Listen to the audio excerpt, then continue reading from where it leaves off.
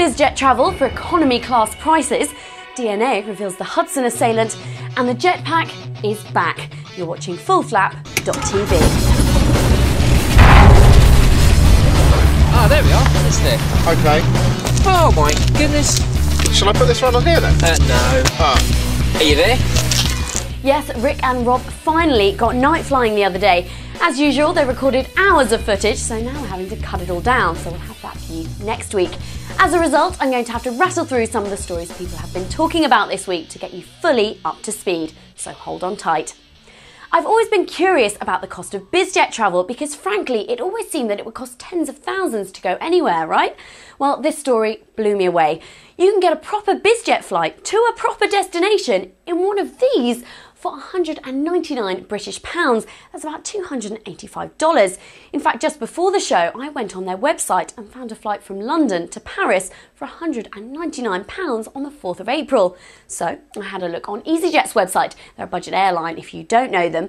They wanted half the price. But you also have to add the baggage allowance fee they charge extra and another fee to get on first so you can pick a reasonable seat.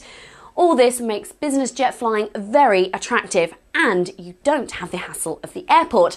Unfortunately, it's not quite as perfect as it sounds. You only get an extra seat on a plane that someone else has decided where it's going and when. But for a Bizjet experience, or if you can organise a few days away as a special treat for your partner, it could be fantastic. Just think, taking your partner off to the airport, but then getting on a business jet. Very cool. And frankly, have you heard this story about Irish budget airline Ryanair planning to charge you to use the toilet? The chief executive says it may cost £1, or that's $1.50, to answer the call of nature. So, being innovative at Fftvid, we have an alternative. We're branding it the toilet for life. It's reusable and eco-friendly. After all, you can empty it on your garden and you can share it with other passengers. On our website now for just £365. That's £1 a day for a year. All part of the service at Fftvid. The Sikorsky X2. It's different, but is this the shape of helicopters of the future? We talked about it last year when it took off for the first time. They've now been doing a whole series of tests on the ground and say that all of those went according to plan. They reckon they'll get 250 knots out of this comfortably when it's ready, which is 32 knots faster than a helicopter has ever travelled. I'm sure you know by now that Flight 1549 landed in the Hudson after a bird strike. Well, the Smithsonian Institute have been piecing the bits of feather together. They obviously don't have a lot on right now, and they have revealed the identity of the assailant. It's a Canada goose, although in fact they only worked it out through DNA testing, which is a little bit disgusting. Talking of birds, if you're a pilot already, then you'll know birds love sitting on the runway right at the spot you want to land, or just at your rotation point, right? Most of the time, just like sheep on a road, they get out of the way, but the FAA are now considering the need for bird radar at commercial airports. Do you think this would be useful? And how would they report it? Like this? If you're doing long hauls as an airline pilot around the world, then India could become a new staging post for you. The authorities there think the current system is a bit of a mess and needs to be more like the hub and spoke system used in much of the world. They also hope to attract your boss to get you connecting there instead of other countries on trips in the Far East in a few years' time. Now, do you fancy a quick break for something rather fun? It's sort of flying, yeah? Okay, here we go. We've seen all the footage of jetpacks, right? The biggest problem is they just can't carry enough fuel, which means they can stay up for about 30 seconds, then it's game over. The other catch is the exhaust that comes out will be staggeringly hot. Well, how about this?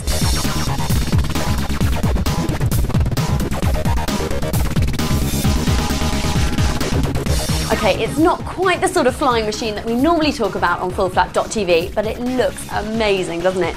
It actually works by pumping the water from a float that's dragged along behind you. The float also contains the pump, so that reduces the weight on your back. It's not going to be particularly cheap, and that's why it will be mainly found in water sports centres around the world, but it does look like a laugh on a hot day, doesn't it?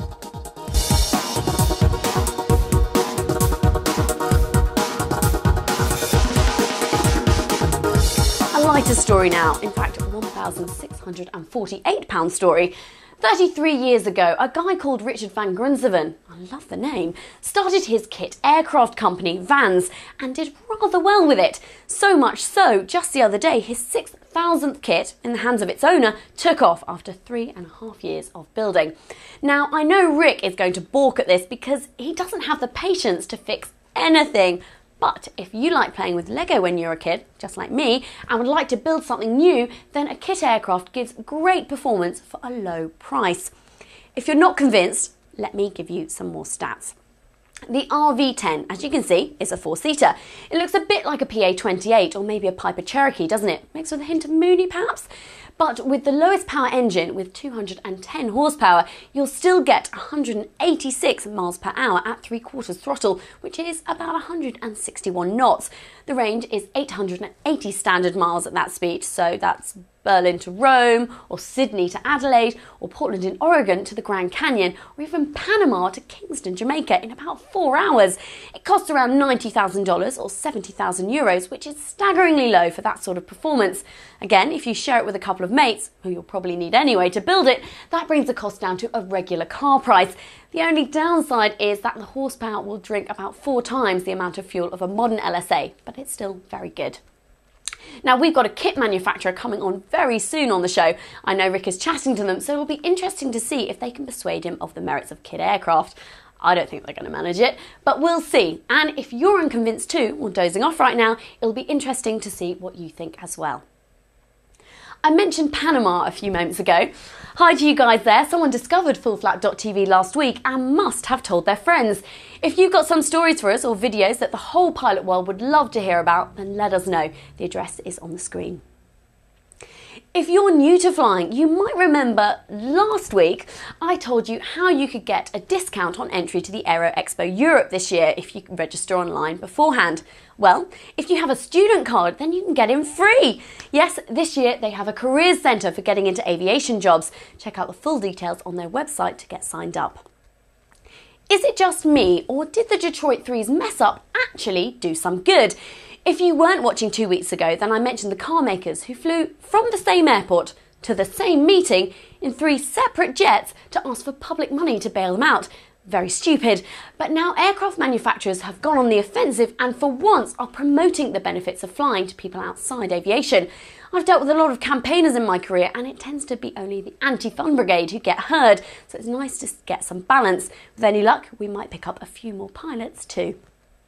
Finally, a mention for all of you embedding our show on your website. There's now an HD version, so just click on the embed button on our website and you can get the latest code. In fact, talking of website, and this guy has embedded fullflat.tv. We don't normally talk about models, but he's got some amazing large-scale helicopters on there. I'll be back next week and we'll be going night flying. Join us then. You're watching fullflat.tv. I'm Vicky Farah.